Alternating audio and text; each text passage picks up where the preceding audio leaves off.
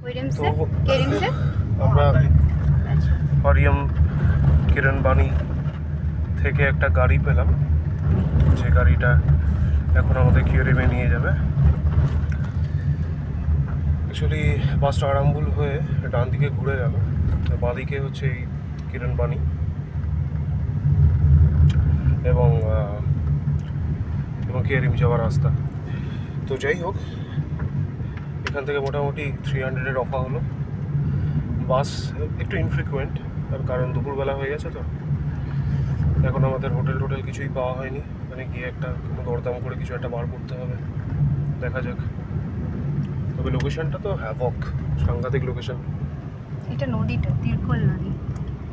এটা নদীটা তিরকোল নদী। তিরকোল, হ্যাঁ, যেটা গিয়ে একটু পরে খৈরিম বিচ থেকে ইয়েতে সমুদ্রে পড়বে, একদম মোহনার কাছে। হ্যাঁ, তো নদীটার নাম হচ্ছে তিরকোল নদী। এটা মোহনাটা আমরা দেখাবো।